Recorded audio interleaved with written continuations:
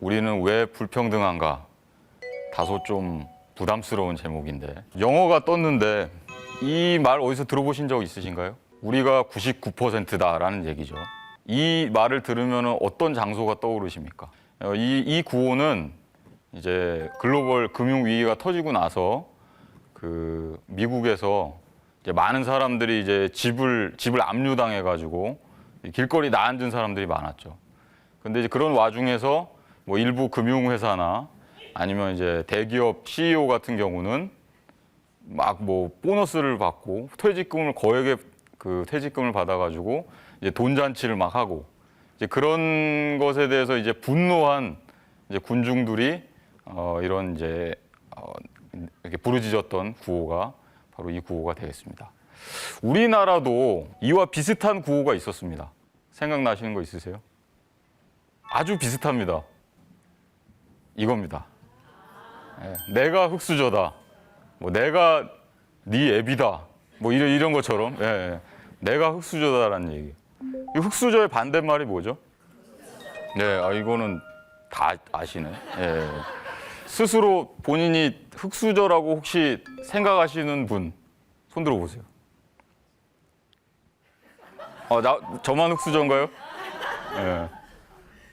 알겠습니다. 아마 이제 마음속에 그런 생각을 해보신, 때때로 해보신 분들이 아마 많이 있을 겁니다. 그래서 오늘 이제 제가 여러분들과 해보고자 하는 얘기는 이 금수저와 흙수저, 그 다음에 상위 1%와 99%. 그러면 떠오르는 게 뭐예요? 불평등이라는 단어가 이제 떠오르는 거죠. 불평등 중에서도 소득이나 아니면 그러니까 재산의 불평등이 이제 우리가 이제 궁금한 그런 내용인데 우리나라와 이제 미국을 중심으로 해서 오늘날 이제 사람들이 얼마나 불평등해지고 있고 그 다음에 왜 불평등해지고 있고 그 다음에 불평등이 이런 식으로 계속 가다 보면 불평등의 끝에는 뭐가 기다리고 있나 뭐 이런 것들을 짧게 이야기를 나눠보고자 합니다.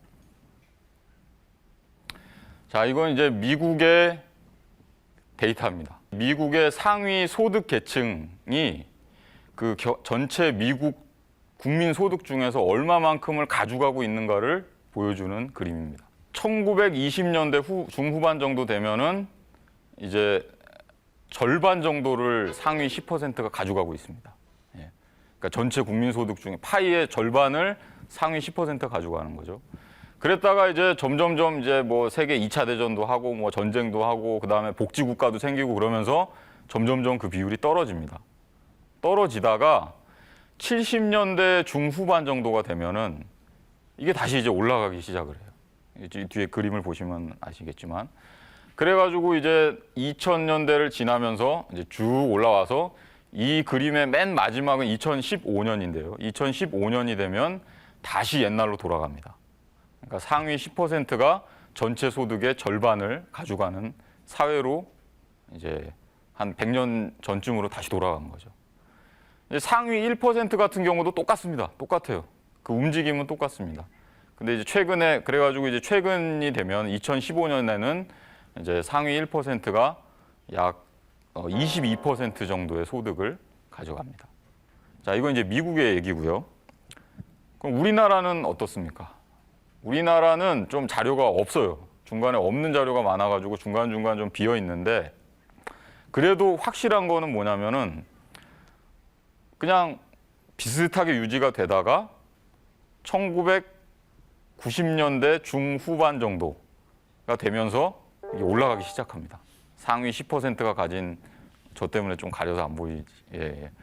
상위 10%가 가진 그 소득의 비율이 쭉 올라가기 시작을 해서 그래서 2012년도가 되면은 전체 소득의 45% 정도를 상위 10%가 가져가고 있습니다.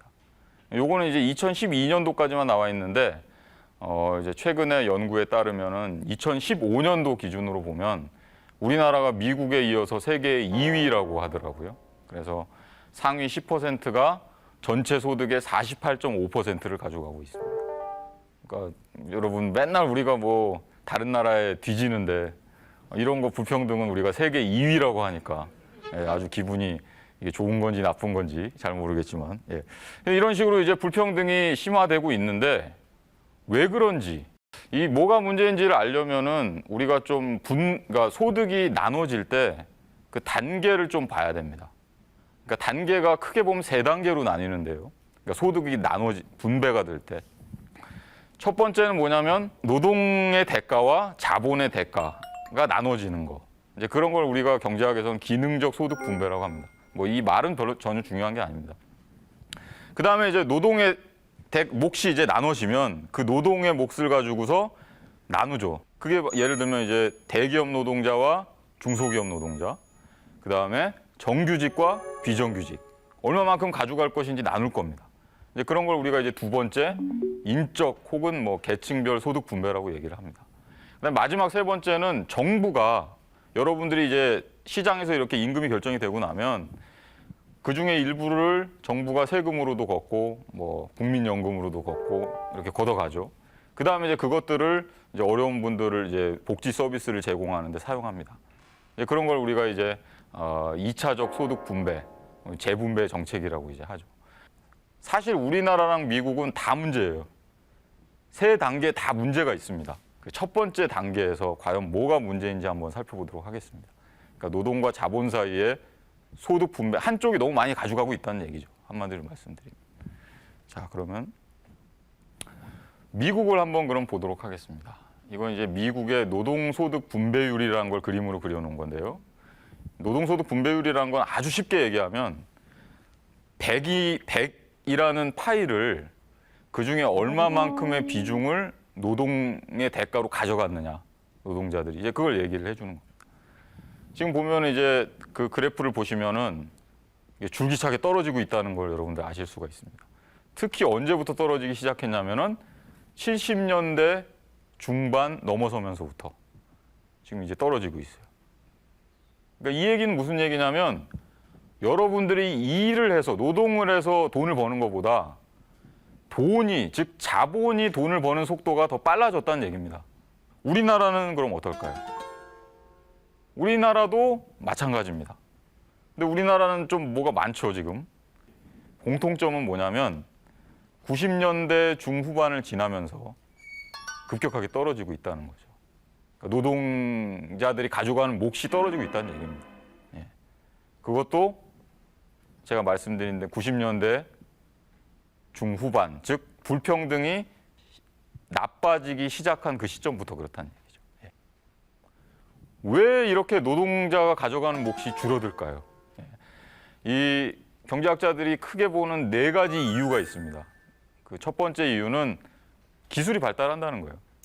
여러분들 뭐 알파고 이런 거 보면서 어떻게 보면 공포감을 느끼셨겠지만 뭐 자동화 기계라든지 로봇이라든지 예전에는 뭐 여러 명의 노동자가 며칠에 걸쳐서 하던 일을 순식간에 해낸다 이 말이죠. 그러니까 그 노동이 자본으로 점점 대체가 되는 겁니다. 그렇기 때문에 이제 노동이 가져가는 몫이 점점 줄어들 수밖에 없다라는 얘기고요. 두 번째는 세계화. 여러분들 옆에 있는 노동자하고만 경쟁을 하는 게 아니라 중국에 있는 노동자, 베트남에 있는 노동자랑도 다 경쟁을 하고 있는 거예요. 그러다 보니까 여러분 어때요? 선진국의 노동자들은 말하자면 이제 사장이 볼 때는 비싸긴 비싼데 불평도 많고 비싼 만큼 제값을 못 한다는 거예요. 그러니까 이제 그런 일자리가 점점 줄어드는 거죠. 그다음에 이제 세 번째는 슈퍼스타 기업들이 있습니다. 우리가 흔히 얘기하는 페이스북, 뭐 구글, 애플, 뭐 그다음에 중국의 알리바바, 뭐 이런 그 기업들은 여러분 어때요? 특징이 뭡니까? 전 세계를 상대로 거의 독과점 기업과 같아요. 전통적인 대기업들이나 아니면 중소기업들은 자기가 먹을 게 없는 거예요. 먹을 게 없는데 노동자를 고용을 할 수가 없을 것이고 고용을 하더라도 저임금 고용이라든지 고용을 하게 된다는 얘기죠. 그게 이제 세 번째 이유고요. 이제 마지막 이유는 뭔가 제도적인 이유가 있다는 겁니다. 무슨 이유에서인지는 모르겠지만 노동자들이 힘이 약해졌다는 거예요. 80년대부터. 뭐 대표적인 단적인 예가 노조라는 거죠. 노조라는 게 뭐 뭐 물론 우리나라도 뭐 일부 기업들은 너무 강성 노조가 뭐 좋다 그러면서 이제 뭐 언론에서 그렇게 얘기를 하지만 사실 뭐 우리나라 노조 조직률이라든지 이런 수치만 보면은 과거부터 지금까지 계속 힘이 약해져 왔습니다. 근데 이건 우리나라만 그런 게 아니라 유럽에 있는 모든 선진국들도 마찬가지. 예. 그런 식으로 이제 변해 왔다는 얘기입니다.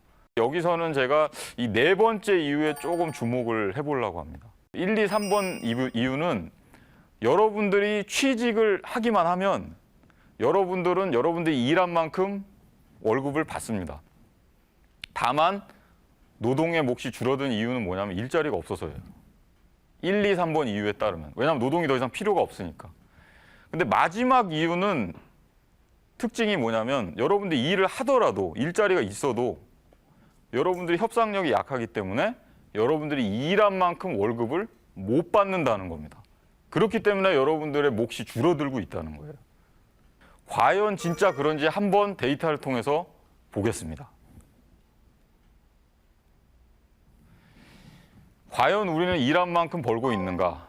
지금 이 그림은 뭐냐면 미국의 경우에 이제 노동자들의 노동 생산성과 그다음에 노동자들의 시간당 임금, 그러니까 월급 받은 거를 그림으로 그려놓은 거예요. 위에 파란색이 이제 생산성이고 아래 빨간색이 임금입니다. 근데 여러분 보세요. 70년대 후반 정도 되면서 점점 벌어지기 시작해서 나중에는 도저히 뭐 이렇게 극복이 안 될 정도로 지금 벌어지고 있죠. 그러니까 불평등이 심해지기 시작한 때부터 사람들은 자기가 일한 만큼 월급을 못 받기 시작을 했다는 얘기입니다. 자, 우리나라로 볼까요? 우리나라도 역시 마찬가지입니다. 이거 우리나라의 빨간색은 임금이고 파란색은 이제 노동 생산성인데 90년대를 지나면서 점점 벌어지기 시작해서 외환 위기가 되면은 더 심해집니다. 우리가 왜 불평등해졌는가? 불평등한 이유는 바로 노동의 몫을 못 받기 때문에 그런 것이고 노동의 몫을 못 받는 이유가 그럼 뭐냐? 자기가 생산한 만큼 못 받고 있기 때문에 그렇다는 얘기입니다. 이제 그걸 이제 제가 자료로 보여드린 것이고요. 그렇다면 우리가 이제 불평등을 왜 신경을 써야 되느냐? 사실 여러분들 뭐 나 혼자 잘 먹고 잘 살면 되지 사회가 불평등해지든 말든 그게 뭔 상관이냐 이렇게 생각하실 수 있잖아요. 근데 여러분 저는 그렇게 생각하지 않습니다. 왜 그런지 앞으로 그림 한번 돌아가서 보고서 마치도록 하겠습니다. 자, 이건 이제 미국의 불평등도를 보여주는 건데 불평등이 가장 심했던 때가 두 시점이 있습니다. 이제 1920년대 말이랑 2000년대 중후반이 있죠. 예. 근데 그때 무슨 일이 터졌습니까, 여러분? 1929년에 경제 대공황이 일어났고 2008년에 그 대공황 이래 최악의 위기인 글로벌 금융위기가 일어났어요. 여러분, 이게 남의 일일까요? 우리나라라고 예외가 될 수 있을까요? 예. 어쩌면은 지금처럼 우리나라가 이렇게 불평등이 심해지면 우리나라도 언젠가는 금융위기나 아니면 대공황 같은 큰 위기를 겪을 수 있을지도 모르겠습니다. 여러분, 경청해 주셔서 감사합니다.